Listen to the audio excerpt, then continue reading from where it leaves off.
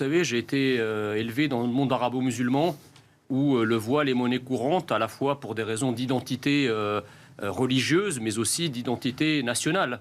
Donc ça ne me dérange pas dans l'absolu. Je veux dire que dans chaque pays, nous avons des codes civilisationnels, dont des codes vestimentaires. Donc ce que je dis tout simplement, c'est que le voile ne me pose pas un problème dans l'absolu. Ce qui pose problème, c'est la manière dont on s'habille dans un environnement civilisationnel, vestimentaire, culturel, qui n'est pas celui du voile. Quand je vais dans le monde arabe voir des femmes voilées, ça ne me dérange absolument pas. Quand je suis en France, voir des femmes voilées, ça me dérange parce que le voile, je considère que le voile n'appartient pas à l'identité nationale française. Il n'a jamais appartenu à l'identité nationale française. Il n'appartient pas et il n'appartiendra jamais à l'identité nationale française. Vous parlez d'un code vestimentaire en France, c'est lequel pour vous ? Quel est le code vestimentaire à respecter en France ? Vous savez, le fait d'avoir à le définir, c'est déjà très grave. Parce qu'en fait, pendant des... Mais justement, c'est ce que je vous reproche, justement. Non, c'est que vous êtes en train de le définir, vous êtes en train de dire que le voile n'en fait pas partie. C'est que vous avez déjà une idée de ce que ça doit être ? Tout à fait. Je considère qu'en France, si vous voulez, la liberté de la femme, c'est pas d'être voilée. Voilà. La liberté de la femme française, c'est d'avoir les cheveux au vent. C'est l'image. Et une femme qui s'attache les cheveux n'est pas libre. C'est l'image de Brigitte Bardot. Enfin, c'est toutes les icônes que nous avons. Mais vous ne parlez que des personnes qui datent des années, je ne sais pas combien. Là, on est une nouvelle génération, une nouvelle mentalité. Vous savez, la France a évolué depuis un certain temps. Cette époque, elle est révolue, on va dire. Allez-y, Radia. Non, mais c'est vrai, cette époque, elle est révolue. En fait, il faut accepter le fait qu'on est en train d'avancer, qu'on est en train de rentrer dans une nouvelle ère, que les mentalités changent. Et que bientôt, cette mentalité-là va disparaître, avec vous d'ailleurs. Mais je n'ai pas envie qu'elle disparaisse, justement. Mais elle va l'être. Pas plus que j'ai envie que l'identité du Maroc ou de l'Algérie ou de la Tunisie ou de l'Égypte ne disparaisse. Chaque pays mais le monde entier évolue. Non, pas le monde entier, madame. Imaginez une minorité religieuse autre que musulmane qui serait au Maroc et qui voudrait imposer des codes vestimentaires qui ne sont pas ceux du Maroc. Mais personne n'impose rien du tout, en fait. Vous seriez la première à applaudir les Marocains de défendre leur identité nationale. Alors pourquoi est-ce que vous acceptez dans d'autres pays, vous le refusez à la France ? Non, elle parle religion dans ses vidéos sur les réseaux sociaux où elle dit que c'est une injonction de Dieu. Moi, je considère c'est ce que j'ai dit tout à l'heure. Mais le voile, contrairement à ce que vous croyez, le voile n'est pas un bout de tissu, le voile est un bout de charia. Et c'est pour ça que moi, je lutte le voile est un bout de charia, ça veut dire quoi ? Ça ressemble à quoi ? C'est une loi, la charia, c'est la loi islamique. Oui, tout à fait. Donc si c'est une injonction, moi je comprends qu'on veuille vivre sa religion, mais moi j'ai pas envie de me voir imposer une agression visuelle vestimentaire dans nos rues. Alors restez chez vous, monsieur. Si vous n'avez pas de savoir-vivre, on ne sort pas. Non, c'est vous. Les gens qui sortent sont capables d'affronter. Non, parce qu'il n'y a pas de guerre dehors. Mais attends, on la laisse parler. Allez-y, Radia. On est capable d'accepter les différences. En fait, c'est ce que je suis en train de vous dire. Et ce n'est pas parce qu'il y a quelqu'un qui va poser les yeux sur moi qui va tout de suite se convertir. Vous savez, mon foulard n'est pas magique. Il n'a pas ce pouvoir-là d'obliger les gens immédiatement à devenir musulmans ou de donner envie de le porter, en fait. Écoutez, là, vous avez le sentiment d'être agressé quand vous la regardez ? Il y a un proverbe. Juge Jean-Michel, juste précisément là. Oui. Quand vous portez les yeux sur Radia, là, aujourd'hui, en ce moment, vous avez le sentiment d'être agressé. D'être agressé. Je suis désolée pour vous. Mais oui, parce qu'en fait, il y a un proverbe très simple qu'on a oublié, c'est « à Rome, fais comme les Romains ». En France, vous faites comme les Français. Voilà, c'est tout.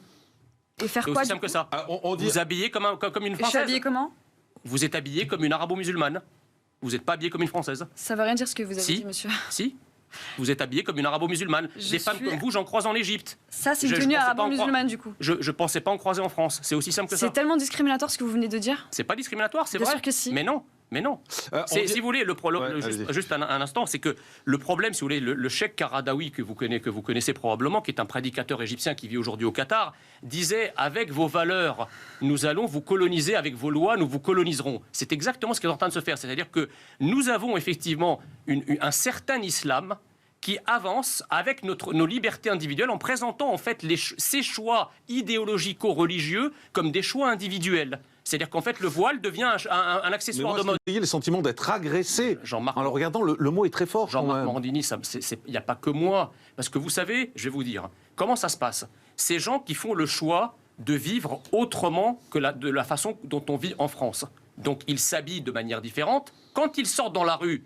Je ne m'habille pas du tout de manière différente. Mais si, quand elles sortent dans la rue, elles sont regardées différemment. Et ensuite, elles ont le culot de venir ensuite se plaindre d'être discriminées. Mais si vous vivez dans un pays comme les habitants du pays, vous ne serez jamais discriminés. Radia reconnaît elle-même qu'elle ne connaît pas bien la religion musulmane. Elle a d'ailleurs dit que si vous voulez avoir un avis autorisé, il fallait inviter un imam.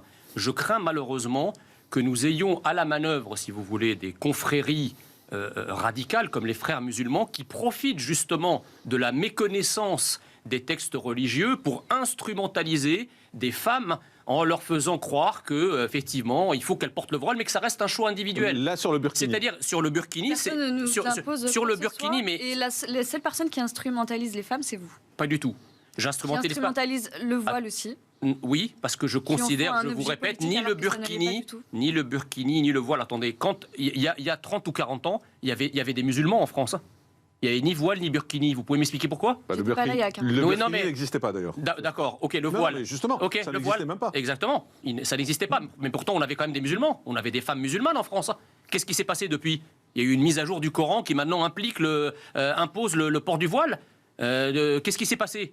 Est-ce que les mères et les grands-mères de ces jeunes filles qui, elles, n'étaient pas voilées, étaient de plus mauvaises musulmanes qu'elles? Du présent et des choses qui me concernent, parce que ne vous enfuyez pas. À cette époque-là, non, mais à cette époque-là, je n'existais pas. Vous ne me donnez pas la possibilité de pouvoir répondre. Vos mères et vos grands-mères n'étaient pas voilées quand elles étaient en France, pas plus d'ailleurs que dans le monde arabe. Ma mère était en France il y a 30 ans. Or, le voile est revenu à la charge en France et dans le monde arabe depuis maintenant une vingtaine d'années. Qu'est-ce qui s'est passé? Si le voile était une recommandation islamique, pourquoi vos mères et vos grands-mères étaient beaucoup moins voilées que vous?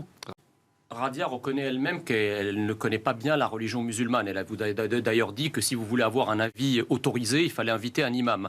Je crains malheureusement que nous ayons à la manœuvre, si vous voulez, des confréries radicales comme les frères musulmans qui profitent justement de la méconnaissance des textes religieux pour instrumentaliser des femmes en leur faisant croire que effectivement il faut qu'elles portent le voile, mais que ça reste un choix individuel. Là sur le burkini. C'est-à-dire sur le burkini, sur le burkini, mais et la seule personne qui instrumentalise les femmes, c'est vous. Pas du tout.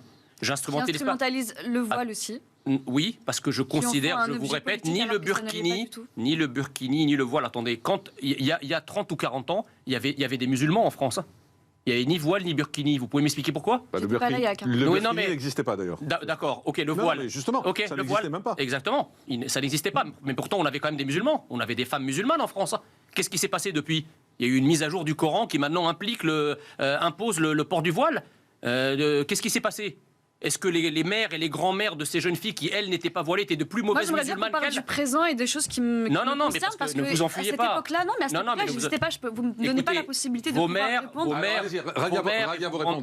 Vos mères et vos grands-mères n'étaient pas voilées quand elles étaient en France, pas plus d'ailleurs que dans le monde arabe. Ma mère était en France il y a 30 ans. Or, le voile est revenu à la charge en France et dans le monde arabe depuis maintenant une vingtaine d'années. Qu'est-ce qui s'est passé? Si le voile était une recommandation islamique, pourquoi vos mères et vos grands-mères étaient beaucoup moins voilées que vous? Radia.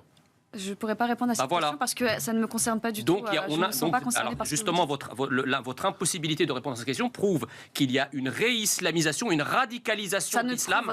Mais si. Moi, je crois que le burkini comme le voile sont des étendards d'une idéologie de l'idéologie d'un certain islam qui veut bousculer nos codes, qui veut les changer. D'ailleurs, elle s'en cache pas puisqu'elle dit que la France doit disparaître et qu'elle doit s'adapter. Je n'ai jamais dit ça. La France doit disparaître. Oui, pas dit que la France doit disparaître. Que la France telle que nous avons à l'esprit doit disparaître et qu'elle doit être remplacée par de nouveaux codes imposés par un nouveau peuple. Et ben moi, je refuse cela, tout comme je le refuse pour d'autres nations du monde. Chaque nation doit rester ce qu'elle est, avec son identité, avec son ipséité, avec son ontologie. Et on ne peut pas refuser à la France ce qu'on reconnaît pour les autres pays du monde. Tous les peuples ont le droit de rester ce qu'ils sont chez eux. D'accord, voilà. En fait, normalement, vous n'avez même pas votre mot à dire sur ce sujet.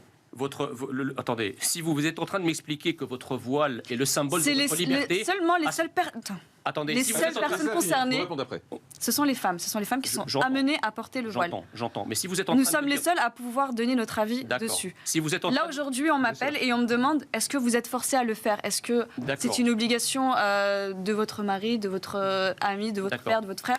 Je dis non, je l'ai porté par choix.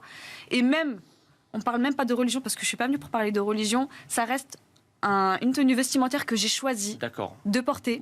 Mais madame, et c'est ma liberté de pouvoir me représenter comme j'ai envie, c'est mon identité. Si vous êtes en train de me dire que le voile est un symbole de liberté de la femme, exactement. À ce moment-là, il faut admettre l'idée que là où les femmes sont les plus libres, c'est en Afghanistan et en Arabie Saoudite. Mais pourquoi vous parlez toujours de ça? Vous vous rendez compte de la bêtise de ce que vous dites?